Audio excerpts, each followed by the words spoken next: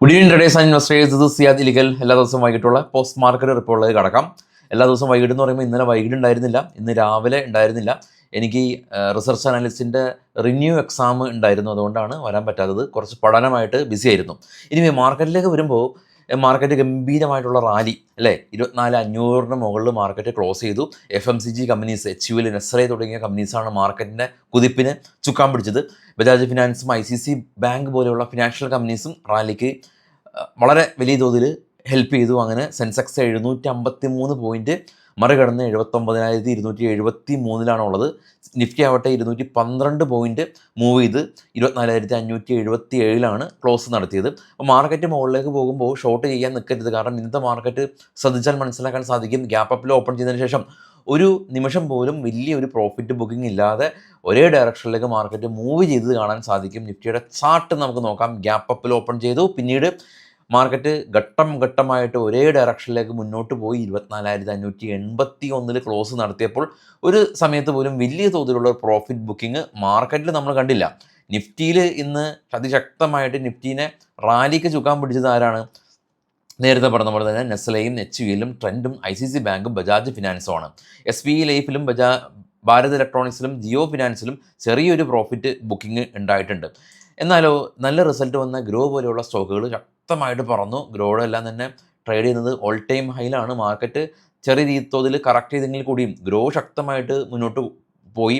Nestle 7% ഒരു ശക്തമായിട്ടുള്ള മുന്നോട്ട് പോയി. PNB ഹൗസിംഗ് ഫിനാൻസ് ശക്തമായ രീതിയിൽ മുന്നോട്ട് കൊണ്ടുപോയി. LIC housing finance, bank of മഹാരാഷ്ട്രയും ശക്തമായ രീതിയിൽ മുന്നോട്ട് പോയി. ഇനി മാർക്കറ്റിൻ്റെ പ്രധാന വാർത്തകളിലേക്ക് വരുമ്പോൾ ഈ ഒരു മാർക്കറ്റിൽ ഇപ്പം നമുക്ക് മുകളിലുള്ള ഒരു പ്രധാന വിഷയം എന്ന് പറയുന്നത് ഹോർമുസും ഇറാനും ഇസ്രായേലും അമേരിക്കയൊക്കെ തന്നെയാണല്ലോ. ഇതിൻ്റെ പ്രധാന ഒരു ഘട്ടത്തിലേക്ക് കിടക്കുകയാണ്. കാരണം നാളെ സീസ് ഫയർ അവസാനിക്കുന്ന ദിവസമാണ്. ഇതിൻ്റെ രണ്ടാം ഘട്ട ചർച്ചയിലേക്ക് വേണ്ടിയിട്ട് അമേരിക്കൻ പ്രതിനിധി സംഘം ഇപ്പോൾ ഇറാനിലേക്ക് യാത്രയാകാൻ തുടങ്ങുകയാണെന്നുള്ള ന്യൂസ് ഉണ്ട്. ഇവർ പോകുമോ ഇല്ലയോ എന്ന് നമുക്കറിയില്ല. കഴിഞ്ഞ തവണയും ഈ ഇറാൻ പോകില്ല എന്നൊക്കെ പറഞ്ഞതിന് ശേഷം ഇറാൻ പോയി. ഇറാൻ്റെ ഭാഗത്തു നിന്നും ചില സമയങ്ങളിൽ ഈ ഒരു എന്താ പറയുക, അവർ ചെയ്യില്ല എന്ന് പറയും, പിന്നെ ചെയ്യുന്ന തരത്തിലേക്കുള്ള വാർത്തകൾ നമ്മൾ പല സമയങ്ങളിൽ കണ്ടിട്ടുണ്ട്. അതായത് നമ്മളെ മാർക്കറ്റ് പാർട്ടിസിപ്പേഴ്സിനെ വളരെ വലിയ തോതിൽ കൺഫ്യൂസ് ചെയ്യുന്ന വാർത്തയാണ് ഇറാനിൽ നിന്നും അല്ലെങ്കിൽ ട്രംപിൻ്റെ ഭാഗത്തു നിന്നും ഒരേ സമയം നമുക്ക് വരുന്നത് അല്ലേ. രണ്ട് ഭാഗത്തു നിന്നും ഈ സമയങ്ങളിൽ കൺഫ്യൂസ്ഡ് ആകുന്ന ന്യൂസാണ് വരുന്നത്. കാരണമുണ്ട്. അൽ ജസീറ റിപ്പോർട്ട് ചെയ്യുന്നത്, ഇറാൻ പറയുന്നത് ഈ ഭീതിയുടെ നിഴലിൽ അവർ കൃത്യമായിട്ട് പറയുന്നത് they would not participate in talk conducted under the shadow of threat. അതായത് ഭീതിയുടെ നിഴലിൽ നിന്ന് ഇറാൻ ചർച്ച ചെയ്യാൻ താല്പര്യമില്ല എന്നാണ് ഇറാൻ പറയുന്നത്. എന്നാലോ ഈ ചർച്ചയിലേക്ക് അമേരിക്കൻ പ്രതിനിധി സംഘം, ആദ്യ സംഘത്തിലുണ്ടായ വൈസ് പ്രസിഡന്റ് JD വാൻസനും കൂടാതെ തന്നെ മുതിർന്ന ഉപദേഷ്ടാവ് ജാരക് കുഷ്ണറും മിഡിൽ ഈസ്റ്റ് പ്രതിനിധി സംഘങ്ങളെല്ലാം തന്നെ ഈ ഒരു രണ്ടാം ഘട്ട ചർച്ചയിലേക്ക് ഇസ്ലാമാബാദിലേക്ക് പോവുകയാണ്. അപ്പോൾ ഇതിനിടെ ട്രംപിൻ്റെ അടുത്ത് ഒരു പ്രവർത്തകൻ ചോദിച്ചു, ഇറാൻ പോയില്ലെങ്കിൽ എന്ത് സംഭവിക്കുമെന്ന്. അപ്പോൾ ട്രംപ് പറഞ്ഞിരിക്കുന്നത്, ഇറാൻ പോയില്ലെങ്കിൽ ബോംബുകൾ വർഷിക്കുമെന്നുള്ള സ്വാഭാവികമായിട്ടുള്ള എപ്പോഴും പറയാറുള്ള പോലെ തന്നെ ഉള്ള ഒരു ത്രെട്ട് ഈ ട്രംപ് പറഞ്ഞിട്ടുണ്ട്. അപ്പോൾ ഇതാണ് നമ്മളെ സംബന്ധിച്ചുള്ളൊരു ഇഷ്യൂ. കാരണം നാളെ ചർച്ച നടക്കുമോ ഇല്ലയോ എന്നുള്ള കാര്യത്തിൽ നമുക്ക് കൃത്യമായിട്ടുള്ളൊരു ധാരണയില്ല. ഇനി നടന്നാൽ പോലും ആദ്യഘട്ട ചർച്ച പരാജയപ്പെട്ടാണ്. ഈ രണ്ടാം ഘട്ട ചർച്ച എവിടെ എത്തി നിൽക്കുമെന്ന് നമുക്കറിയില്ല. ഇതിനിടെ ഒരു കാര്യം മറക്കരുത്, നാളെ നമ്മളുടെ RBIയുടെ മോണിറ്ററി പോളിസി മീറ്റിംഗ് ഉണ്ട്.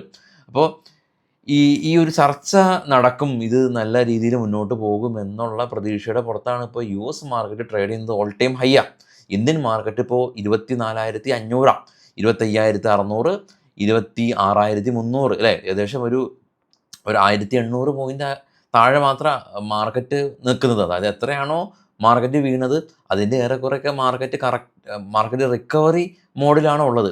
ഇനിയും ഒരു വലിയ നെഗറ്റീവായിട്ടുള്ള വാർത്തയും ഇനിയും മാർക്കറ്റിൻ്റെ താഴേക്കുള്ള ഇടിവും നമുക്ക് വീണ്ടും കണ്ടു നിൽക്കാനായിട്ടുള്ളൊരു ശക്തി ഇല്ലാത്ത പോലെയാണ് ഇൻവെസ്റ്റേഴ്സിൻ്റെ ഒരു അവസ്ഥ. കാരണം മാർക്കറ്റ് തിരികെ കയറിയപ്പോൾ എല്ലാ സ്റ്റോക്കൊന്നും തിരികെ കയറിയില്ലല്ലോ.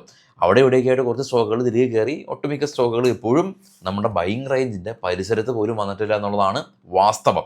ഗ്ലോബൽ മാർക്കറ്റ് നമുക്കൊന്ന് കണ്ടുവരാം. ഗ്ലോബൽ മാർക്കറ്റിൽ ഏറ്റവും ടോപ്പിൽ gold 4,785, silver 79,000, ബിറ്റ്കോയിന് 76,000, Brent oil 94, natural gas 2.6.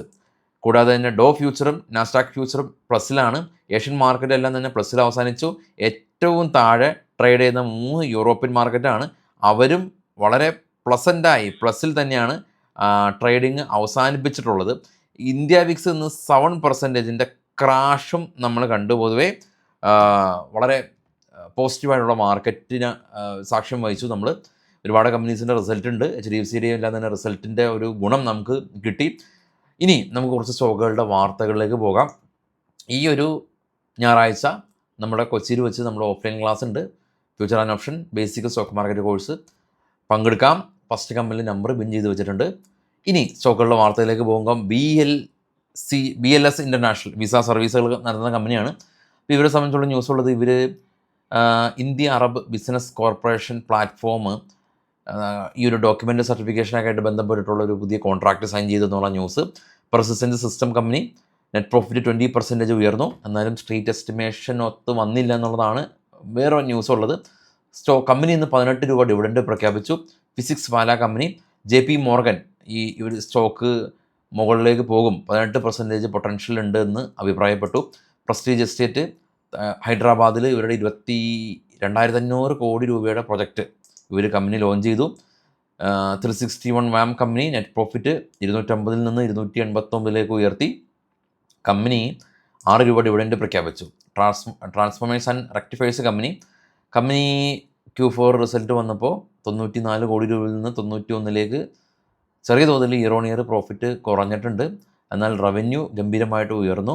Company 600 കോടി രൂപയുടെ ഇൻവെസ്റ്റ്മെൻറ്റ് പ്രഖ്യാപിച്ചു എന്നുള്ള ന്യൂസ് ഉണ്ട്.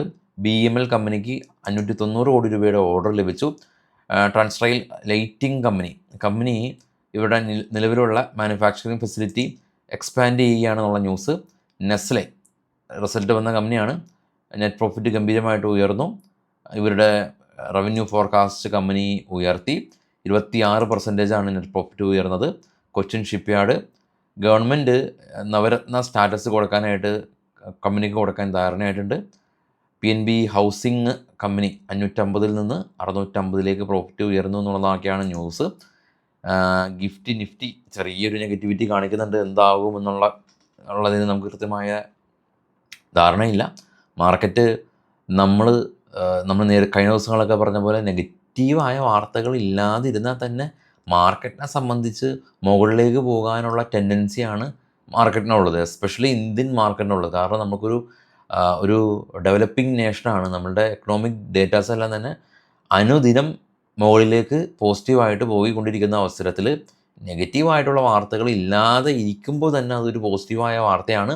പോസിറ്റീവായ വാർത്തകൾ, അതായത് ഈ ഒരു യുദ്ധത്തെ സംബന്ധിച്ചോ FISൻ്റെ ആക്ടിവിറ്റീസിനെ സംബന്ധിച്ചോ എന്തെങ്കിലും പോസിറ്റീവായ വാർത്തകൾ ഉണ്ടെങ്കിൽ ഇന്ത്യൻ മാർക്കറ്റാണ് ഗംഭീരമായ രീതിയിൽ അത് എപ്പോഴും റിഫ്ലക്റ്റ് ചെയ്യാറ്. അപ്പോൾ അങ്ങനെ റിഫ്ലക്റ്റ് ചെയ്തിട്ട് നാളെ രാവിലെ പ്രീ മാർക്കറ്റിൽ കാണാൻ ശ്രമിക്കാം. കാണാം. Thank you all.